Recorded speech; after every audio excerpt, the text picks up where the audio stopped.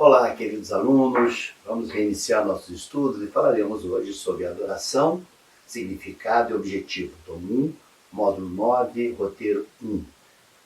Adoração. O que é ficar adorando? Será que é ficar de joelho até arrumar uma luxação? Nossa, mas são tantas as percepções que nós temos dessa palavra, né? Vamos ver como a doutrina vai nos esclarecer. Primeiro, fazendo um João passando pela história sobre a questão da adoração. Então, o significado de oração é inato no ser humano. Porém, influenciado pelas hierofanias, as diversas religiões, hierofania é o ato da manifestação do sagrado, né? Então vocês vão observar que isso se arrasta pela humanidade, não é de agora. O homem nas cavernas já praticava o ato de adorar. Né? Ele adorava diversos elementos, como veremos mais à frente. Então, o fato de adorar já é inato do ser humano. O homem tem isso dentro dele. E essa prática de adoração ela vai se intensificar com a criação das religiões. E olha que eu falei, criação das religiões. E aí nós começamos a entender que religiões não são instituições criadas pelo Criador ou pelo Sagrado. Muito ao contrário, são construções humanas. Que, algumas das vezes, essas construções humanas acabam escravizando o ser humano. Acabam, através desse processo de adoração, impondo ao homem regramentos, muitas vezes muito além de uma normalidade, muitas vezes muito além da compreensão do ser humano, vai subjugar o ser humano na crença de determinados objetivos, de determinados símbolos, de determinados sinais, sempre com o interesse de subjugar. Então, na história, nós vamos ter a litolatria, que é adorar a pedra, vamos ter a fitolatria, ato de adoração às árvores, zoolatria, ato de adoração aos animais, e alguns países ainda na atualidade praticam esse tipo de adoração. Já que a gente está voltando no passado, ou seja, estamos fazendo essa incursão no passado para entender de onde surgiu esse ato de adorar, André Luiz, no livro Evolução em Dois Mundos, nos narra que o homem primitivo, quando ele começou a exercitar o pensamento, ele começou a indagar sobre as coisas. E aí ele via o sol quando chegava a noite que escurecia, e ele foi indagando sobre os porquês que isso acontecia até chegar no quê? Num Criador. Existia algo superior a ele, que era o Criador daquilo tudo. E com essa percepção, vem aí se arrastando o quê? Os atos de adorar. Porque a princípio, vários fenômenos da natureza ou objetos eram tidos como sagrados justamente por quê? Pela falta de conhecimento do assunto.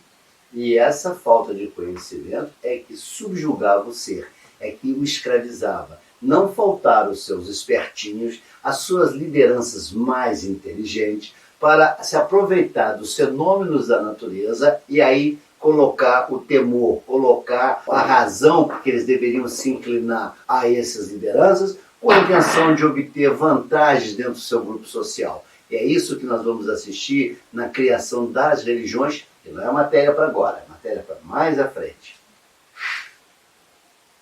Então a palavra adorar vem do latim ad e orare, que significa orar para alguém. Atitude contemplativa, é um gesto que traduz o sentimento de admiração, de espanto, de temor, de reverência e de amor do homem para com a divindade. Então, esse adorar significa falar para, advogar, dizer para. E é isso que vai dar o sentido da adoração.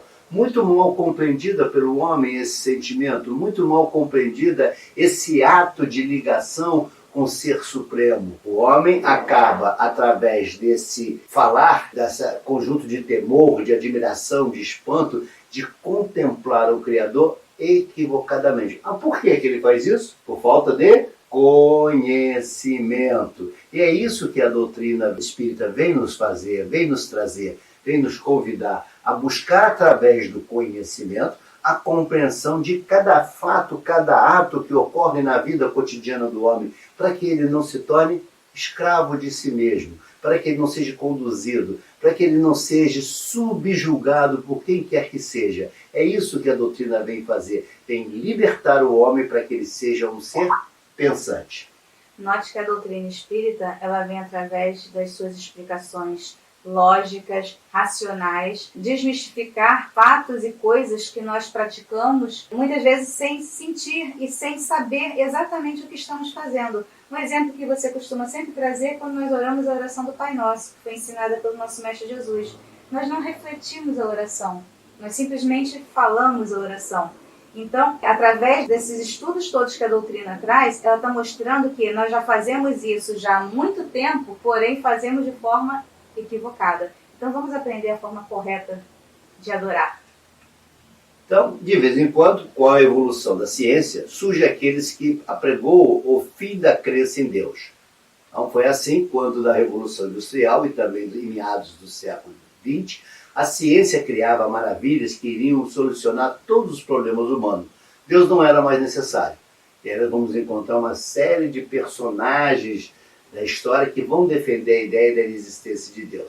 É verdade que todos eles acabam voltando, digamos assim, voltando seus passos e compreendendo, como, se não me engano, foi Voltaire que falou, se Deus não existisse, teríamos que criar um para colocar no lugar, porque tamanha a importância de Deus dentro do contexto humano, dentro da vida humana, dentro do sentido humano. Aonde eu vou depositar a minha esperança? Aonde eu vou depositar o meu sofrimento, se não for na mão de um ente supremo?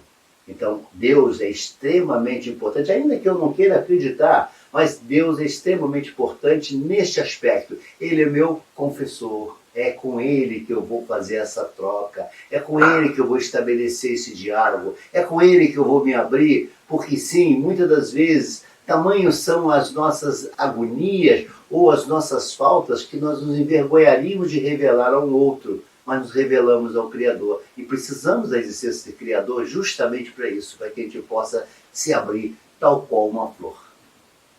Então, será isso verdade? Houve um aumento de problemas, a influência da ausência de Deus nisso? Será que depois que o homem disse, não, olha, a razão é o centro de tudo, o homem é autossuficiente, ele não precisa de uma entidade suprema para se manter. O homem é o super-homem, como Nietzsche vem apregoar, super-homem. E o que aconteceu? Será que o homem encontrou a felicidade quando se afasta das mãos do Criador? Aliás, a própria Bíblia vai nos trazer notícia disso, Onde está o sofrimento de Adão e Eva, Claro, romanceado, mas onde está o sofrimento de Adão e Eva? É justamente quando ele abandona as mãos do Criador e resolve, através do livre-arbítrio, fazer as suas escolhas, e aí ele vai experimentar, como experimentamos até os dias de hoje, todo o sofrimento, todas as agruras, Ganharemos o pão com o suor dos nossos rostos, Então, segundo o dicionário Hallweiss, adoração significa ato ou efeito de adorar, que está intimamente relacionado à palavra veneração, culto que se rende a alguém ou a algo considerado divindade.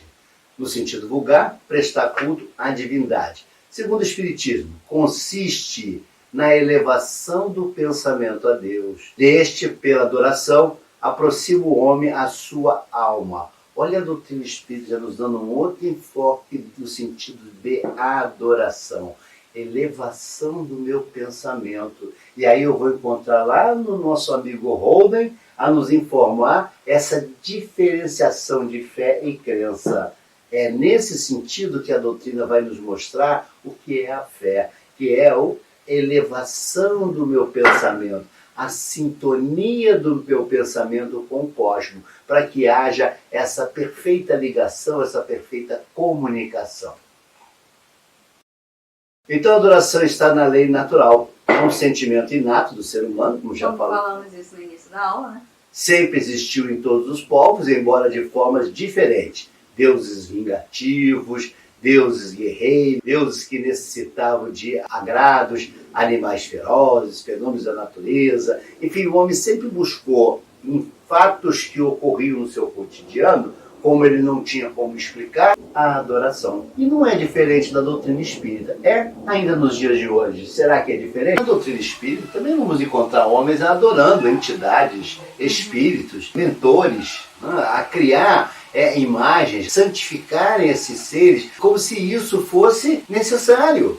Mas por que o homem faz isso? Porque é da natureza dele, é inato a ele a adorar aquilo que ele não entende, aquilo que ele não compreende. E vem a doutrina espírita nos mostrar que o mundo espiritual não tem nada de extraordinário, não tem nada a ser adorado, muito ao contrário, É uma relação bastante compreensível na medida que vamos estudando, na medida que vamos entrando nesse universo do conhecimento e vamos descobrir a desnecessidade dessa adoração. E não vai muito longe que o homem, por não compreender, por não ter a ciência atrelada ao seu caminhar, adorava o trovão, adorava a chuva, adorava o vento, adorava uma série de manifestações meteorológicas que mais tarde o homem vem estudar e descobre que não existia influência alguma de deuses ali. Muito pelo contrário, eram elementos da natureza a se manifestarem para que o homem pudesse entender todo esse mecanismo. Inclusive, o próprio raio hoje é utilizado como captação de energia. Nós vamos encontrar Tesla aí trabalhando com Jai, vamos encontrar Faraday utilizando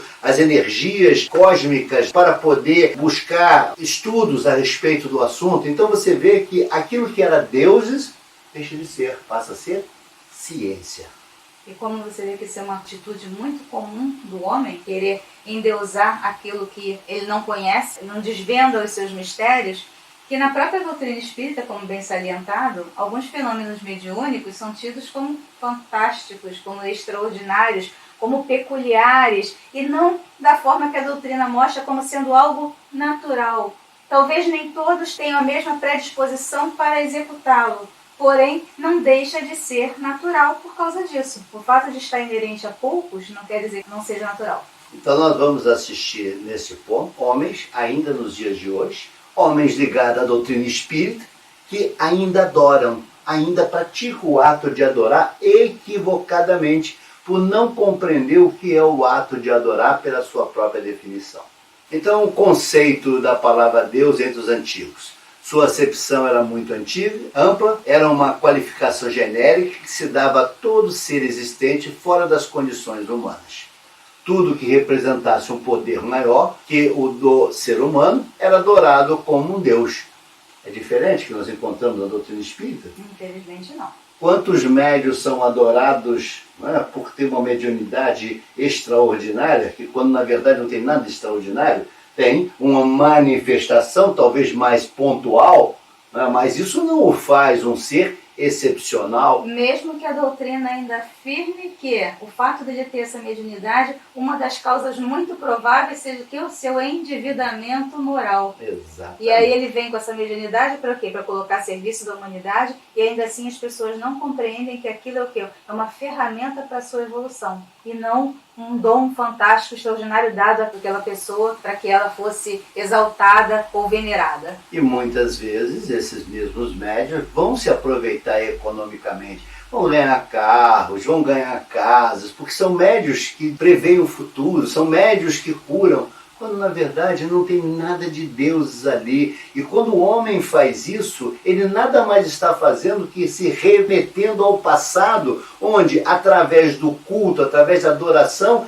ele doava, ele era serviçal desses seres, ele brindava esses seres com riquezas materiais, porque colocavam na condição de deuses, quando na verdade vem a doutrina que nos diz que não existe deuses nenhum nessa escala. Muito pelo contrário, existe um único Deus, o que foi nos ensinado lá atrás. Akhenaton é que vai nos apresentar essa ideia de um único Deus. Por outro lado, também encontramos seres especiais, seres amorosos, caridosos, que mesmo ganhando presente, o distribuem aos necessitados. No caso, o exemplo que temos é o Chico Xavier, né? Que recebia às vezes galinhas, às vezes recebia mantimentos e distribuía aos pobres, porque ele entendia essa missão, entendia que a sua missão estava muito além de trocas. Então a adoração evoluiu acompanhando o processo evolutivo do ser humano. Aperfeiçoando-se intelectual e moralmente, o homem também aperfeiçoa sua concepção de Deus e suas formas de adorá-lo. A adoração verdadeira é de coração em todas as nossas ações. Então a gente vai começar a entender o que a doutrina nos sugere para adorarmos, né, para cultuar o Criador. Então na questão 649, em que consiste a adoração? E ele nos responde, elevação do pensamento a Deus. Ponto. Note, ele não fala que é elevação do pensamento, nada. Ele é pontual. Elevação do pensamento a Deus. um sentimento inato ou produto de um ensinamento? Também são questões que Kardec vai formular ao mundo espiritual e eles vão nos responder com muita sapiência. Sentimento inato. E ele pergunta novamente, precisa de manifestações exteriores à adoração? E esse é pontual. A adoração verdadeira é do coração. Em todas as vossas ações, lembrai-vos sempre de que o Senhor tem sobre vós o seu olhar. Ou seja, ele vai te remeter que para adorar, para se sintonizar com o universo, com o cosmos, você não precisa de atos exteriores. Você não precisa levantar taças, você não precisa levantar alguidares, você não precisa ofertar flores, velas. Você não necessita disso. São atos interiores que você precisa praticar. Como eu posso adorar o Criador odiando meu irmão?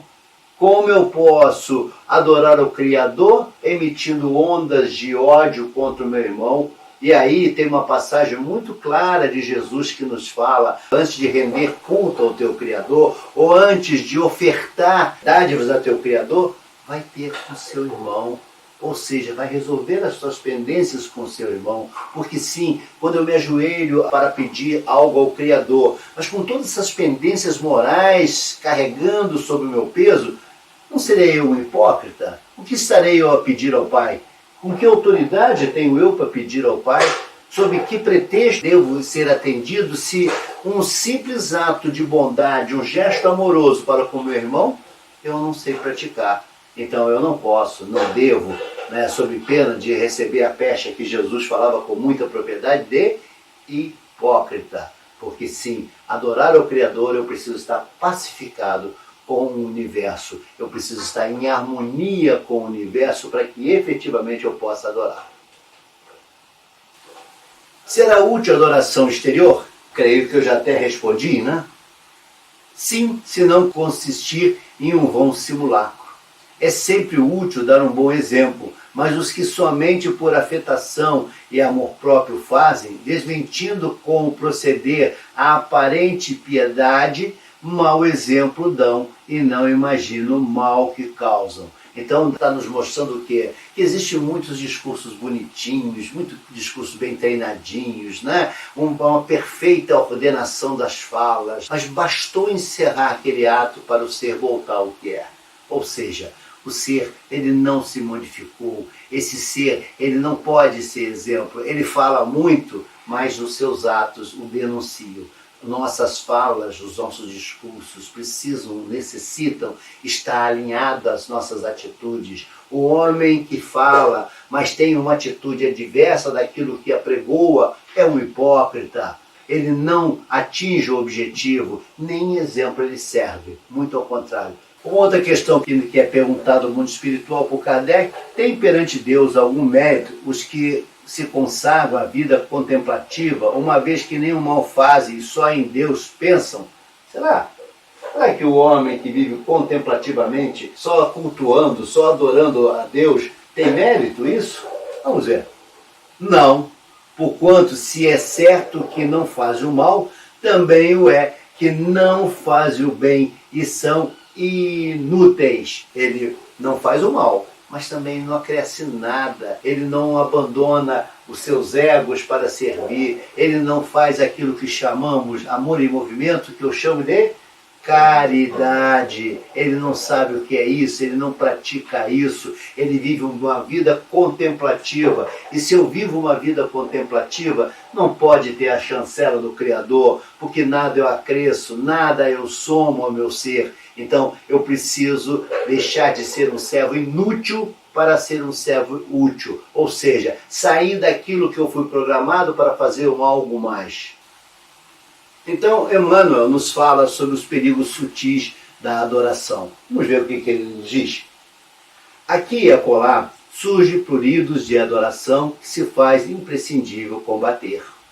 Não mais imagens de círculos humanos, nem instrumentos físicos supostamente santificados para cerimônias convencionais, mas entidades amigas e médios terrenos que a inconsciência alheia vai entronizando inadvertidamente no altar frágil de honrarias fantasiosas. É necessário reconhecer que aí temos um perigo sutil, através do qual inúmeros trabalhadores têm resvalado para o despenhadeiro da inutilidade. As homenagens inoportunas costumam perverter os médios dedicados e inexperientes, além de criarem certas atmosferas de incompreensão que impede a exteriorização espontânea dos verdadeiros amigos do bem no plano espiritual. Ninguém se esqueça da condição de aperfeiçoamento relativo dos mensageiros desencarnados que se comunicam e do quadro de necessidade imediatas da vida dos medianeiros humanos. Combatamos os ídolos falsos que ameaçam o espiritismo cristão. Utilize, cada discípulo, os amplos recursos da lei da cooperação. Atire-se ao esforço próprio com sincero devotamento à tarefa e lembremos-nos todos de que, no apostolado do Mestre Divino, o amor e a fidelidade a Deus constituem o tema central. Eu penso que Emmanuel nos traz uma mensagem bastante forte, bastante contundente, para mostrar o perigo. Ele fala de forma assim muito carinhosa, sutil perigo que a adoração a determinados médios, a determinadas práticas causam a esses próprios médios. Brilhantes comunicadores do mundo espiritual vão tropeçar em suas próprias pernas, vão cair, como ele adverte, no despenhadeiro pelas suas incompreensões, por não compreender que são somente e tão somente médiuns, medianeiros, nada mais de extraordinário. Intermediários do mundo espiritual. Exatamente. E muitas vezes até nem por culpa deles, quer dizer, é por culpa deles. Pela falta de vigilância. Deixa-se arrastar. Mas não falta aqueles irmãozinhos com o afã de ser grato, achando que isso é uma gratidão, de louvá-los pelaquilo que obtiveram, quando não compreende que a obtenção do resultado tem a ver com o seu mérito, tem a ver com a sua ligação, tem a ver com o seu propósito, que sim, não vai adiantar médium nenhum, por mais brilhante que ele seja, se eu não desejar buscar a minha transformação. Eu posso querer curar a minha doença, mas se essa doença ela tem um caráter kármico, ela tem um caráter de resolução da minha conduta moral, e se eu não me transformar, não terá médium que vai fazer essa cura. E é isso que ele está nos advertindo. O médium, ele é medianeiro, ele não é Deus, ele não é o milagreiro, ele não é o expoente de uma casa espiritual, muito pelo contrário, é de todos, com absoluta certeza, o mais endividado, o mais desvirtuado moralmente, que recebe uma missão extremamente grave, que normalmente sucumbe para poder corrigir as suas faltas pretéritas ou presente, para que ele possa voltar aos trilhos. E muitas das vezes esses médios se perdem nessa informação e se julgam deuses, e se julgam merecedores de um deferimento especial por parte das entidades espíritas, e o resultado disso conhecemos bem. Acabam em desgraça. Muitos desses médiuns acabaram em desgraça, acabaram em sofrimento, foram alvos, muitas das vezes, de extrema violência, em função de quê? Não souberam se conduzir na condição de médiuns. Assim, esperamos que vocês tenham gostado e que vocês compreendam que a doutrina espírita não nos convida à adoração de objetos, de pessoas, de seres. Muito ao contrário, ela nos ensina, através do processo da ligação das nossas consciências, dos nossos corações, nos ligar com o cosmos. Ali reside efetivamente o resultado esperado, quando nós estamos sinceramente, através do processo da consciência, ligado ao universo.